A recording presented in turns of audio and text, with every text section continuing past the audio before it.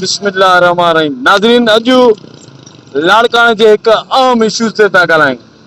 उहो इशू आहे जेके ठीका ठेकेदारनि खे ॾिना वञनि था, उन्हनि जो कमु नाकार आहे ऐं उन्हनि जी नाअहली आहे, उन्हनि खे वाच करण वारो कोई बि कोन्हे को। हिते ई तव्हांखे हिकिड़ी नंढड़ी शइ ॾेखारियां थो, उन खां पोइ लाड़काणे पूरे ते ॻाल्हाईंदासीं। हीउ ॾिसो, कैमरामैन खे चवंदुसि हीउ ॾेखारे। हीअ नाकारा पॉलिसी ऐं वाच न करण जो ज़िम्मेवार केरु आहे? लाड़काणे जूं घिटियूं ठही वियूं, लाड़काणे जा ड्रेनेज सिस्टम ठही आहे, लाड़काणे जे जिन ड्रेनेज सिस्टम में जेके ब्रेकर्स लॻंदा आहिनि उहे बि ठही आहे। पर अफ़सोस आहे, चवंदुसि त जेको प्योर लॻो आहे उहो प्योर 2 नंबर आहे। 6 महीननि जे अंदरि उहो प्योर जेको आहे खाॼी वियो आहे, सिरां वञी हेठि रहिजी विया आहिनि। किथे किथे ईअं थो थिए त प्योर जेको ठहे थो उन प्योर जे हेठां कचो लॻंदो आहे, कचो नहण जे करे उहा सिर हेठि लही थी वञे। हींअर असांजे लाड़काणे जी सब्जी मंडीअ जो कमु पियो हले ऐं जेको बि वॾे पैमाने ते वॾी बजट त कमु पियो हले, पर लाड़काणे पूरे में तव्हां जेकॾहिं ब्रेकर चेक कंदो त पंहिंजे लॻे बुरी था वञनि। जे असां प्योर चेक कंदासीं त उहो ॻरियल नज़र ईंदो। इहो आहे नाकारा कमु आहे नाअहली इंतिज़ामिया जी।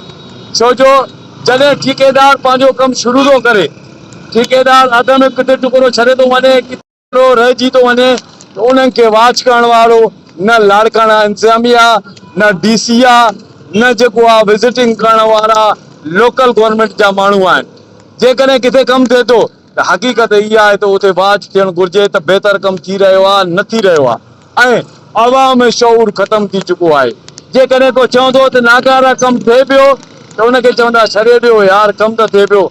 सो मौजूदा गवर्नमेंट खे इहो मुतालबो कंदुसि उन्हनि खां त कमु त तव्हांजो थिए पियो, बिल्कुलु असां ॾिसूं पिया त लाड़काणो ठहे पियो, पर लाड़काणा में जेको ठहे पियो, जंहिं ठेकेदार खे तव्हां ठीको ॾियो पिया, उहो नाकारा कमु करे निकिरी हलियो पियो वञे। उन खां पोइ उहो रोड वेहिजी था वञनि, प्योर ब्लॉक पंहिंजे लेखे ॻरी था वञनि, ब्लॉक्स जेके उहो क्रॉस लॻल आहिनि उहे पंहिंजे लाइ ॻरी था वञनि, छो जो हुन में मटीरियल नाकारा आहे।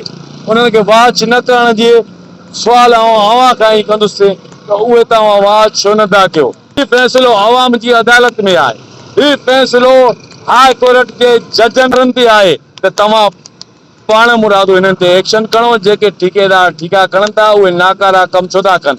ऐं मौजूदा गवर्नमेंट खे, मौजूदा MP MNS खे चवंदुसि त चश्मो ही लाहे, चश्मो लाहे, जिते कमु थिए पियो उन कम खे वाच कयो त कमु नाकारा थो थिए या सही पियो थिए। महिरबानी।